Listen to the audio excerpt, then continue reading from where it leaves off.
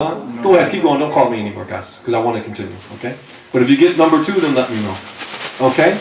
That believing someone can walk on water, meaning plain liquid water. Is this something irrational?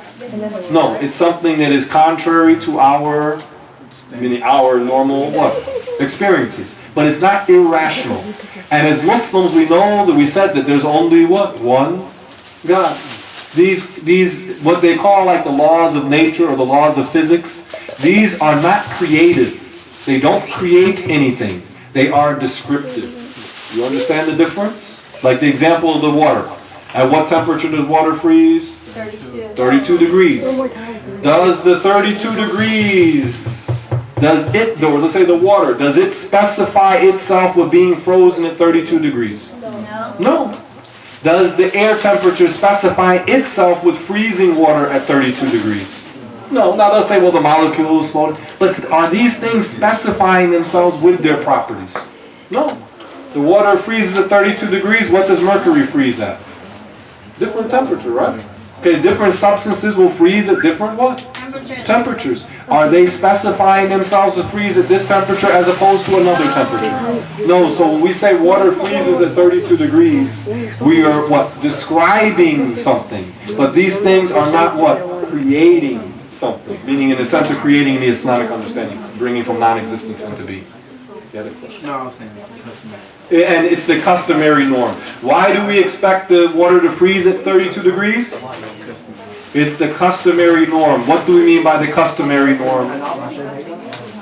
By observation, usually when the water's at 32 degrees, what happens? It freezes.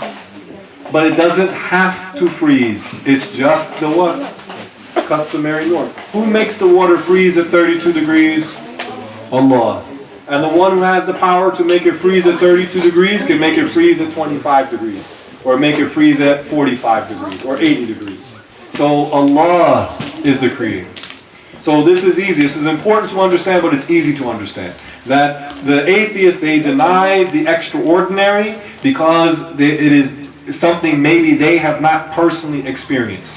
And even when you tell them a mass of people have witnessed, for example, a karama, an extraordinary feat of an ultra-righteous Muslim.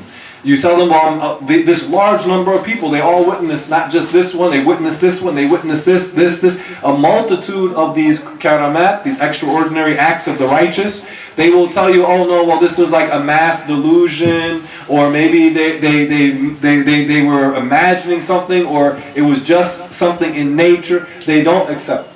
Because in their mind, the only thing that acts is this what? The material things themselves. This is the way that they think.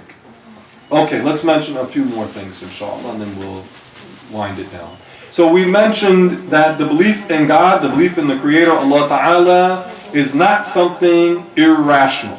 Okay, to the contrary, the belief in God is something that is what? Right. The mind says that there has to be a Creator. This is rational. Now another issue that the atheists will bring up, and I don't want to go too long about it, but I'll mention it because it's important, is the issue of theodicy. What is theodicy? What is theodicy? This is the term that they use in the Western, when they talk about what's called theology, when they talk about the attributes of God in their system. There's a branch called theodicy.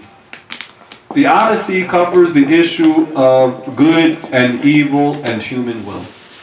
Okay. For us, we only believe that we know that there's only one God.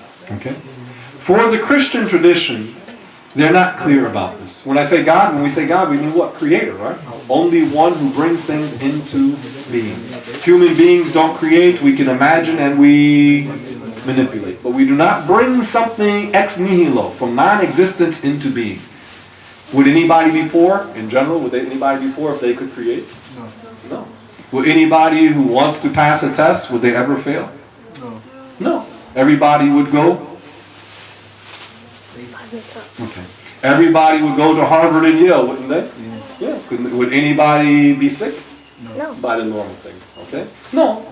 So we're not creators in this sense. We don't create. Now we manipulate. We can use our imagination, but even our imagination and our consciousness is what? Created by God. We cannot get to the reality of even our what? Mind. We can't get to the reality of our minds. And we know about the Creator cannot be imagined. The issue of theodicy is a big issue for the atheists and also for the Christians. We believe that Allah Ta'ala is the only creator, the creator of good, the creator of evil. Everything other than Allah Ta'ala is a creation. The bottom line of our existence is that Allah owns us and does with us whatever He wills, no gender intended.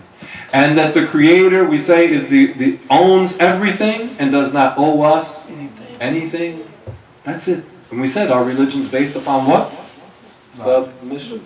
Based on submission. And it fits with our minds. Okay? For the Christian tradition, they have a big issue about good and evil. Because they believe that Jesus had to die in order for your evil to be removed. Yeah, it's crazy, really. So they're not clear about this, and the atheists attack them on this issue. They will say, well, how can there be a God and these calamities happen?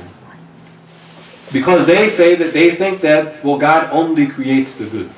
And this was also the belief of the Qadariyya, the Mu'tazila. And this belief of the deniers of destiny, it is the gateway to atheism itself. How so? When these people do not believe that Allah is the creator of everything, the good and the evil, the Qadari person, denier of destiny, somebody may say to him, or he may say to himself in his mind, he may say that, well, God only creates the good. But then is there other than good that exists in this world? Yes. So then, if there's other than good in this world, and a part of the Qadari Aqidah is to believe that God only creates the good, and that God has to create the good. Right? This is what they say. And that He's obligated to do what is best for us. This is all part of their Aqidah. So you look, is there suffering and misery in this world? Yes. Are we in the best conceivable condition? No. So if God, according to them, which is not our belief, but according to them, if God is obligated to do what is best for us, and the best is not happening for us, then, according to them, it leads to them believing that there is no God. Well, yeah, there'll be no. Or that, yeah, which would mean that that's not really God. So this is what it leads to. Is that clear? So this belief is extremely dangerous. So for us as Muslims, we understand Allah Ta'ala created everything. The good and the evil, the hardship and the pleasures, all of it is created by God. And that our mission as human beings is to what? Submit. That's it. And let's mention one other thing, and then we'll stop, inshallah. That what we said earlier about the atheists is really what drives them is not really, they are devoid of sincerity. Okay? They are devoid of sincerity. What drives them in reality is their hubris. And we said hubris is what? Arrogance. Is arrogant, a prideful arrogance. Yeah, like shaitan. So this is what is driving them. They don't want to submit. So when you talk to them, keep in mind that this is usually the basis of their psychology. It's not, well, how do I don't believe in Christianity, but I do want to worship the one who created me. This is not their attitude. Their attitude is nothing deserves to be worshipped. And all that there is this material, tangible world and nothing else. So keep in mind their psychology. Now, how do we defeat these people? At least intellectually, by knowing the proofs that we talked about today and other proofs. This is how you defeat them, by using your what?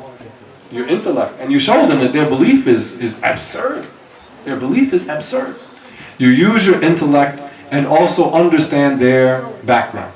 Okay? You understand their psychology, inshallah. And as we said, they are not people usually, I'm not saying all the atheists, but we're saying usually. They are not people of humility. They are not people who are sincere. They're not sincere. What they want to do is follow their desires. This is what they want to do, and they're not interested in obeying the Creator, Allah subhanahu wa ta'ala. Okay, inshallah, we're going to stop here. If anybody has a quick question for clarification or two, then I'm willing to do that. Don't be shy, inshallah. No questions? Okay. Barakallahu fikum. Walhamdulillah wa sallallahu ala rasulillah. Inshallah at 4 o'clock, we have 15-minute break, and then Sheikh Abdul Jalil, he's going to continue with the lesson. So have some fun for a few minutes if you need to get some air.